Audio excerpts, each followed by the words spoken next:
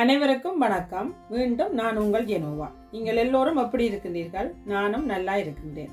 எனது சேனலை இதுவரை சப்ஸ்கிரைப் செய்யாதவர்கள் சப்ஸ்கிரைப் செய்து கொள்ளுங்கோ. கூடவே பெல் பட்டனையும் தட்டி விடுங்கோ. அப்பொழுதுதான் நான் போடும் புதிய வீடியோக்கள் உடனுக்குடன் உங்களை வந்து சேரும். எனது சமையல் வீடியோக்களை பார்த்து ஆதரவு தந்து கொண்டிருக்கும் அன்பு உறவுகள் அனைவருக்கும் எனது மனம் நிறைந்த நன்றியை தெரிவித்துக் கொள்கின்றேன். தொடர்ந்தும் உங்கள் ஆதரவை எதிர்பார்த்து இன்று மீண்டும் ஒரு புதிய சமையலோடு வந்திருக்கின்றேன். இன்று நான் உங்களுக்காக இலங்கையில் எல்லோராலும் விரும்பப்படுகின்ற மில்க் டோஃபி எப்படி செய்கிறதுன்னு செய்து காட்ட போகின்றேன். இந்த மில்க் டோஃபி செய்கிறதுக்கு தேவையான பொருட்களை பார்ப்போம். இங்கே நான் இதில் இந்த கண்டென்ஸ் மில்க்னு சொல்கிற டின் மில்க் 10 டின் எடுத்து வச்சுருக்கிறேன். இதில் இந்த 10 டின்னுக்கும் 1/2 கிலோ சீனி எடுத்து வச்சுருக்கிறேன். இந்த 1/2 கிலோ சீனி தான் இந்த 10 டின்னுக்கும் போட போகிறேன். அதுக்கு இங்கே 100 கிராம் பட்டர் இதில் இருக்குது. இந்த 100 கிராம் பட்டர் இதுக்குள்ளே போட போகிறேன். மற்றது அதோட இங்கே வெனிலா இருக்குது. வெனிலா எசன்ஸ் ஒரு 1 தொடக்கம் 2 மேசக்கரணி நீங்கள் விடலாம், உங்களோட வாசத்துக்கு ஏற்ற மாதிரி. இந்த வெனிலாவுக்கு பதிலாக நீங்கள் ஏலக்காயை வறுத்து பவுடர் பண்ணி அந்த ஏலக்காய் பவுடர் தூளும் போடலாம். அடுத்ததாக இங்கே இதில் பீனட் எடுத்து வச்சுக்கிறேன். அதாவது கச்சானு சொல்கிறது, நிலக்கடலையோ அல்லது வேர்க்கடலையோன்னு சொல்கிறது. இது வறுத்து தோல் எல்லாம் எடுத்து போட்டு இதில் ஒரு 200 கிராம் நிலக்கடலை எடுத்து வச்சுருக்கிறேன். இங்கே இந்த இதுக்கு தண்ணிக்கு இந்த 10 டின் போடுறபடியாக இதே டின்னால் ஒரு டின் தண்ணி எடுத்து வச்சுருக்கிறேன். இது இவ்வளவு தான் இந்த மில்க் டோஃபி செய்கிறதுக்கு தேவையான பொருட்கள். கூடவே இந்த மில்க் டோஃபி செய்கிறதுக்கு முதல் நீங்கள் இப்படி ஒரு ரேயை ரெடி பண்ணி வைக்கணும். நெய்யெல்லாம் பூசி இப்படி நெய் பூசி ரெடி பண்ணி வச்சா தான் உங்களுக்கு மில்க் டோஃபி அடுப்பில் செய்துட்டு உடனே ஊற்றுறதுக்கு இலகுவாக இருக்கும். இவ்வளவு தான் இந்த மில்க் டோஃபி செய்கிறதுக்கு தேவையான பொருட்கள். இதில் இந்த பீனட்டுக்கு பதிலாக நீங்கள் கஜுவும் நீங்கள் போடலாம். சில பேர் கஜு விருப்பமாக இருக்கும். அப்படி விருப்பமானாக்க கஜுவை போடலாம், அல்லது இந்த பீனட்டில் அரைவாசியும் கஜுவில் அரைவாசியும் நீங்கள் போடலாம். இப்போ வாங்க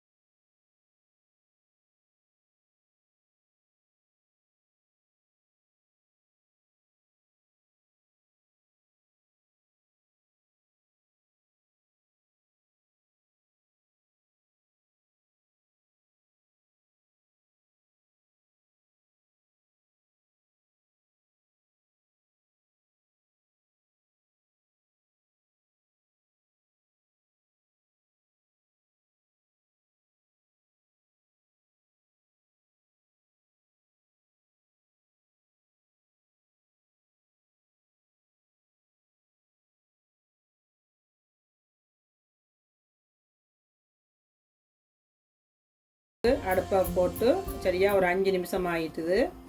இப்போ தான் கொதிக்க தொடங்குது. இன்னும் இதை நல்லா கிண்டணும். இன்னும் நல்லா கொதிச்சு இது வற்றணும். இப்போ பார்ப்போம். இப்போ பார்த்தீங்கன்னா சரியாக ஒரு 7 நிமிஷம் ஆகிட்டுது. நல்லா கொதிக்க தொடங்கிட்டுது. இது நீங்கள் புது பழக்கமான ஆக்கலன்னு சொன்னால் நல்லா கொஞ்சம் இதை விட பெரிய சட்டியில் வச்சு தான் நீங்கள் செய்யணும். இல்லைன்னா பொங்கி ஊற்றுரும் வழியில். அப்போ எனக்கு தெரியும், அதால் நான் கொஞ்சம் கூட்டி குறைச்சி நெருப்பை கூட்டி குறைச்சி நான் அதை இதுக்குள்ளே கிண்டிடுவேன். நீங்கள் புது பழக்கமாக ஆக்கலைன்னா கொஞ்சம் பெரிய நான்ஸ்டிக் சட்டிக்குள்ளே செய்தீங்கன்னா தான் உங்களுக்கு பயம் இல்லாமல் மிகவும் இலகுவாக செய்யக்கூடியதாக இருக்கும். அப்போ அதுக்கேற்ற மாதிரி நீங்கள் பார்த்து நல்ல சட்டியாக வையுங்க.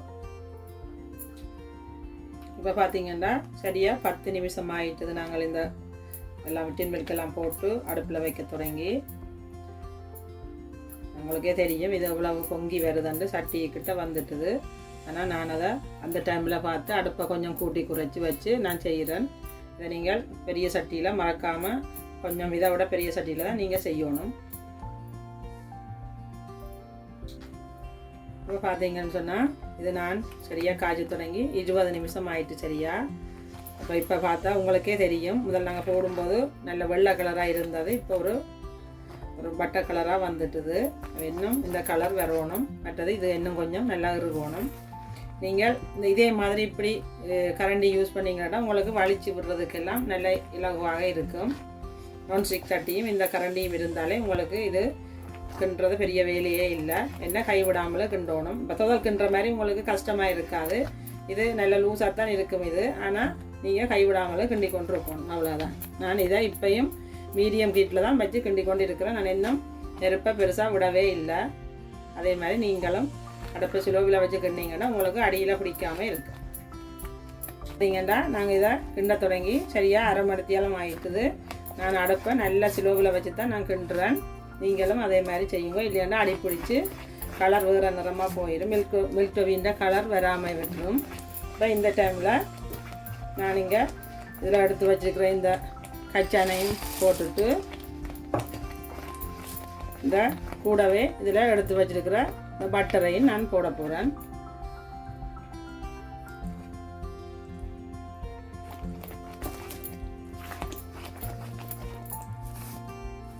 இப்போ நான் இதுக்கு போட்ட இந்த கச்சான் மற்றது இந்த பட்டர் எல்லாத்தையும் நல்லா ஒருக்கா இதோட கலந்து கிண்டி கொண்டு இருக்கும். இப்போ பட்டர் போட்ட அப்புறம் நீங்கள் கொஞ்சம் பயம் இல்லாமல் இருக்கலாம். வேணுண்டா அடியில் பெருசாக பிடிக்காது.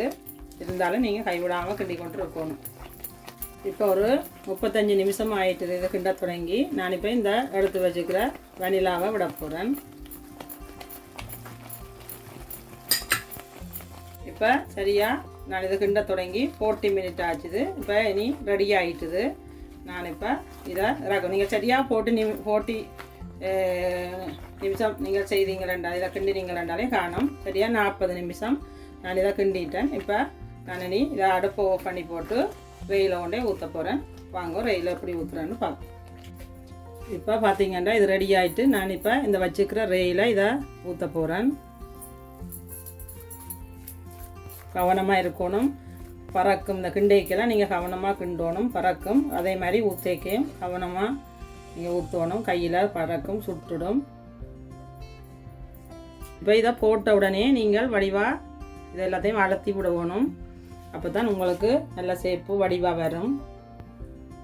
சூட்டோடு நீங்கள் விட்டால் தான் வடிவாக வரும். இல்லையான்னு சொன்னால் ஆறினா உங்களுக்கு நீங்கள் என்ன செய்தாலும் அதை சேப்பு வராது.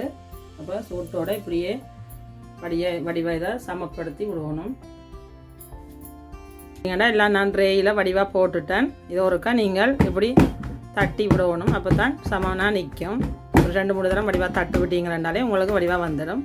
இப்போ இது நல்லா ஆற விடணும். அப்போ நல்லா ஃபுல்லாக ஆறக்கு முதலே கொஞ்சம் லேசான சூட்டில் இருக்கே நீங்கள் கத்தி எடுத்து எல்லாம் கீறி விட்டுருவணும். அப்போ தான் உங்களுக்கு வெட்டுறதுக்கு ஈஸியாக இருக்கும். நான் உங்களுக்கு வெட்டேக்கலாம்.